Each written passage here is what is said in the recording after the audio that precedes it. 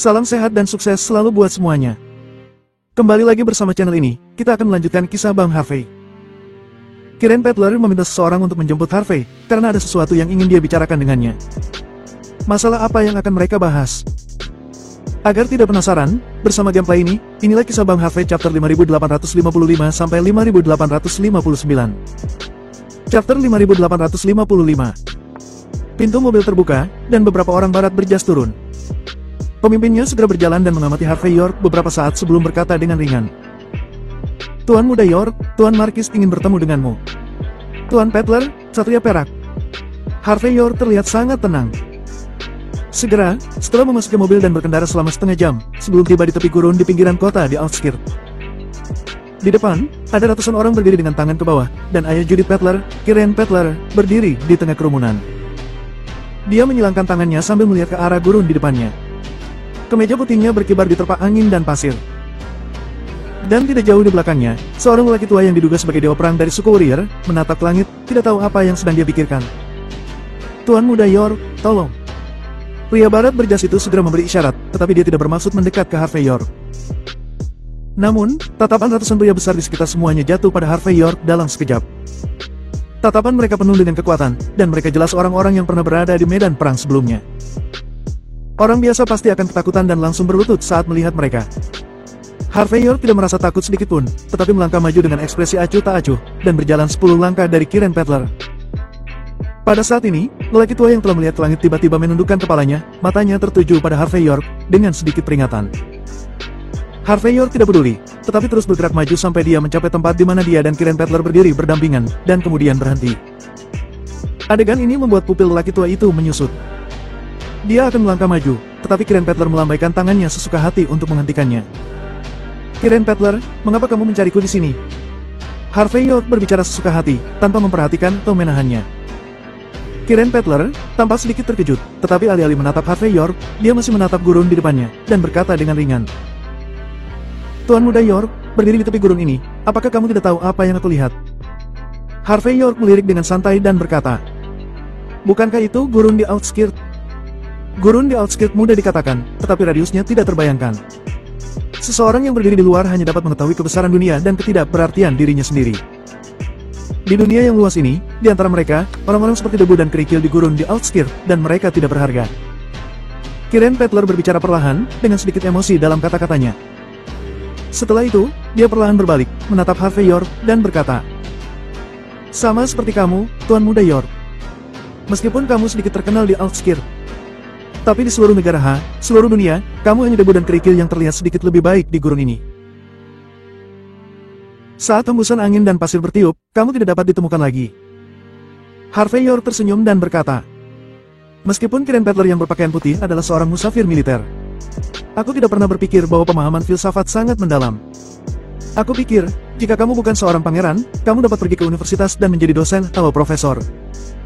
Setidaknya kamu tidak akan mati kelaparan. Kiren Peddler meliriknya dan memberi isyarat padanya untuk tidak berbicara, lalu menatap Harvey York dan berkata, Tuan Muda York, semua orang pintar. Apakah masuk akal untuk bertindak bodoh saat ini? Harvey York berkata tanpa komitmen.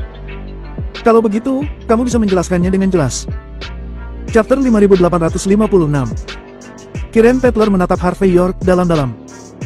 Dia tidak pernah berpikir bahwa pemuda di depannya ini sangat menarik. Tapi dia masih berkata dengan ringan. Karena kamu tidak aku menjaga martabatmu, aku juga akan menghormatimu karena putriku.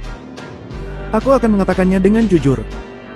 Meskipun kamu tampaknya sedikit berbakat, tetapi melihat keseluruhan bakat-bakat di outskirt dan seluruh negara apa yang layak padamu untuk dapat dibandingkan dengan mereka yang tinggi di atas langit? Orang seperti dirimu bahkan tidak memenuhi syarat untuk berteman dengan putriku. Jadi menjauhlah darinya.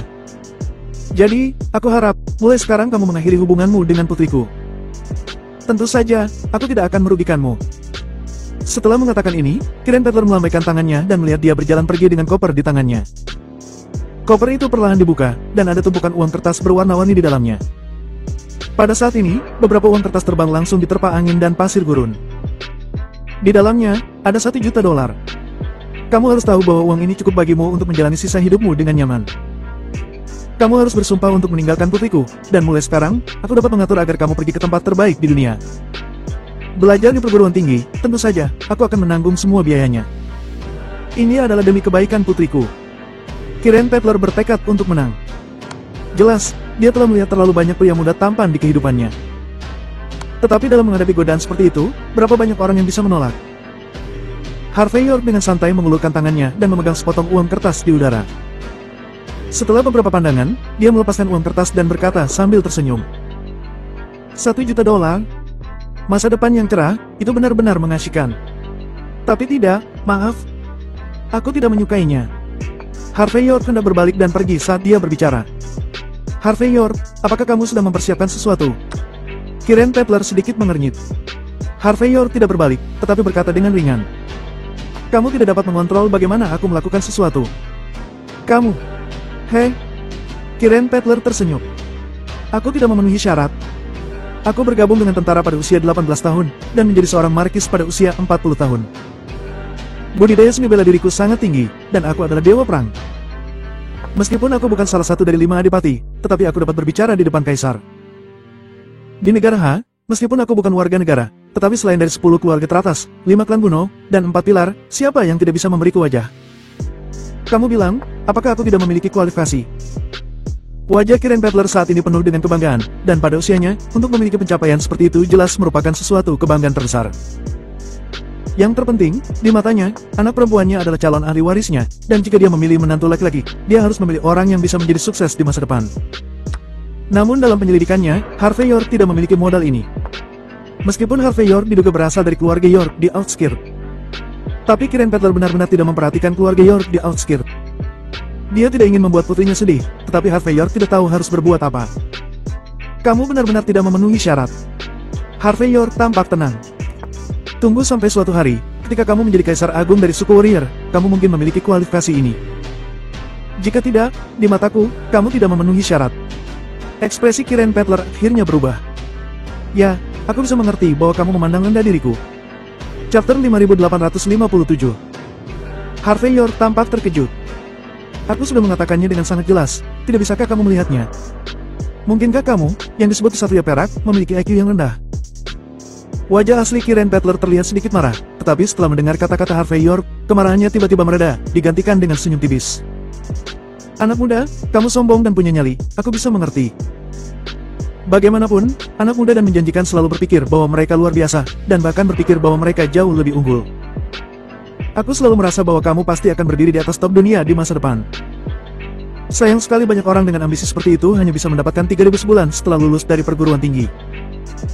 Jika kesombonganmu dapat sedikit ditahan, mungkin kamu dapat memiliki beberapa prestasi masa depan. Jika kamu mengandalkan pembenaran dirimu dan berpikir bahwa bumi akan mengelilingimu, maka aku hanya bisa mengatakan bahwa kamu terlalu naif. Pada saat ini, kamu tidak lagi memenuhi syarat untuk aku lihat. Kiren Peddler mengabaikan Harvey York, tetapi berbalik dengan tangan di punggungnya. Melihat sikap Kiren Peddler, bawahannya semakin meremehkan Harvey York. Dia melirik Harvey York dengan penuh minat dan berkata, Anak muda, selama kamu melepaskan ambisimu dan mengikut pengaturan tuanku, dia akan memberimu kesempatan untuk menjadi orang yang superior. Tapi mungkin setelah bertahun-tahun kemudian, kamu akan menemukan bahwa kamu sudah kehilangan kesempatan untuk bertarung. Paling sedikit selama 18 tahun. Orang tua, jika kamu memiliki kesempatan seperti itu ketika kamu masih muda, bagaimana kamu bisa menjadi pengawal pada usia ini? Harvey York berkata dengan ringan. Itu karena kamu tidak kompeten. Kiren Peddler memberiku kesempatan. Dia mungkin tidak bisa melindungi dirinya sendiri di negara H, jadi siapa yang bisa dia beri kesempatan? Di mataku, kesempatan ini adalah barang tidak berharga. Oh, berani sekali. Pria tua itu menyipitkan mata ke arah Harvey York sejenak. Aku harap suatu hari nanti, aku dapat bertemu dengan seorang pemuda sepertimu di puncak. Meskipun, peluangnya sangat dekat dengan nol. Sambil berbicara, lelaki tua itu juga masuk ke Rolls-Royce culinan, dan kemudian deretan mobil meninggalkan debu, hanya Harvey York yang tersisa sendirian. Harvey York tampak acuh tak acuh dan berbalik untuk melihat gurun di belakangnya. Di mata Harvey York, Kiren Peddler, Ksatria Perak, saat tampaknya tidak layak untuk disebut. Seperti semua orang tahu, di mata Harvey York, markis dari suku warrior benar-benar tidak ada apa-apanya baginya. Jika dia mengunjungi ibu kota suku warrior, bahkan kaisar legendaris mereka pasti akan menyambutnya secara langsung. Sementara itu, di dalam Rolls-Royce culinan, Kiren Petler menyipitkan mata dan melihat ke belakang di luar jendela dan berkata, "Tuan Tanaka, apa pendapatmu tentang pemuda ini?" Meskipun dia memiliki kemampuan, tetapi dia sangat sombong. Sulit baginya menjadi master besar di masa depan. Tanaka berkata sambil menggelengkan kepalanya sedikit. Yang paling penting adalah bahwa dia masih muda dan merasa benar sendiri, dia bahkan tidak menerima kesempatan yang kamu berikan kepadanya. Orang seperti itu, mungkin bisa menjadi seorang peran di tempat kecil, tetapi itu sulit untuk mendapatkan pencapaian yang besar. Belum lagi, dia tidak layak untuk putri tertua. Kiren Petler berkata dengan ringan. Awalnya, dia baik kepada putriku, dan aku akan memberinya kesempatan. Di masa depan, dia akan benar-benar belajar sesuatu, dan bukan tidak mungkin dia akan menjadi menantu laki-lakiku. Sayang sekali. Setelah mengatakan ini, wajah Kiren Petler menjadi datar. Dia telah melihat begitu banyak orang berbakat yang membuang-buang kesempatan dalam hidupnya. Jadi mengapa dia harus peduli dengan satu lagi seperti Harvey York? Jika bukan karena perhatian putrinya pada Harvey York, Kiren Petler tidak akan melirik Harvey York untuk kedua kalinya. Chapter 5858. Baiklah, mari kita membicarakan bisnis. Apakah kamu sudah tahu dengan jelas tentang keberadaan 9 manik-manik Si? Kiren Petler mengeluarkan tabletnya untuk memeriksa informasi dan mengubah topik pembicaraan. Saat ini, ada 4 manik-manik Si di kuil Aenar. Lalu, kuil Kronen dan kuil Krora masing-masing memiliki 1. Termasuk Si bermata 2, 3, 4, 5, 6 mata dan 7. Si bermata 1 tampaknya berada di tangan seorang kolektor misterius. Si bermata 8 tampaknya berada di tangan keluarga Hid dari klan Serigala di Outskirt. Dan si bermata 9 tampaknya berada di tangan keluarga Klein dari klan Serigala di Outskirt. Tanaka berkata dengan serius. Tak disangka, 9 manik-manik Si terpisah satu sama lain. Tidak pantas bagiku untuk menunggu terlalu lama. Lagi pula, ini bukan wilayah kita. Atau kita harus menunggu tindakan lain di konferensi nanti. Kiren Petler berkata perlahan setelah berpikir sejenak. Bagaimana dengan hal lain? Tanaka berkata dengan sungguh-sungguh. Pertarungan cincin dari 4 suku besar akan segera dimulai. Menurut informasi yang kami dapatkan, Henry King meminta murid pertamanya, Salem Moreno, untuk pergi ke Outskirt dalam upaya untuk menyapu arena dan membantunya memenangkan hak untuk berbicara di Outskirt. 10 keluarga besar negara H, kelompok investasi asing yang dibentuk oleh mereka juga bergerak di arena ini. Sederhananya, siapapun yang bisa berdiri sendiri di arena ini akan ditakdirkan untuk mendapatkan manfaat besar dalam situasi berikutnya di Outskirt. Mungkin itu bisa membawa kekuatan sebuah kota di Outskirt dan memaksa 3 kuil utama untuk membuat 9 manik-manik Si menjadi satu di upacara perayaan. Kiren Petler menggelengkan kepalanya dan berkata sambil tersenyum. Bagaimana bisa begitu sederhana? Mampu menyatukan Outskirt dan mengintegrasikan sumber daya tentu dapat membawa manfaat besar. Tetapi 3 kuil utama Sekte Bumi tidak sesederhana itu. Tuan Tanaka, aku memiliki status khusus dan aku tidak cocok untuk mengambil tindakan. Kali ini, aku pikir jika kita ingin campur tangan di arena ini, mungkin aku akan merepotkanmu. Tanaka tersenyum sedikit dan berkata, "Jangan khawatir. Meskipun aku tidak berada di medan perang selama bertahun-tahun, kekuatan Dewa Perang juga sangat kuat. Kamu tidak dapat menghancurkannya hanya dengan meniupnya. Karena Markis tertarik pada Outskirt. Maka aku akan bergerak untuk Markis, yang merupakan hadiah besar bagi Markis dan Nona tertua untuk saling mengenali." Kiren Petler sedikit mengangguk dengan wajah penuh tekad. Harvey York tidak menelepon siapapun, tetapi berjalan kembali ke Villa Gunung Eden. Setelah tiba di villa, dia memikirkannya dan memanggil Dagkop. Ksatria Perak, Kiren Petler. Dagkop sedikit terkejut ketika mendengar nama itu, lalu tertawa kecil. Tuan Muda York, Ksatria Perak ini memang merupakan sosok berperingkat teratas di selatan suku warrior. Ada juga rumor bahwa tentara putih di bawah komandonya cukup kuat di antara pasukan utama suku warrior. Bahkan dalam konflik perbatasan, mungkin untuk mendapatkan kemenangan adalah 50-50 dengan tentara perbatasan.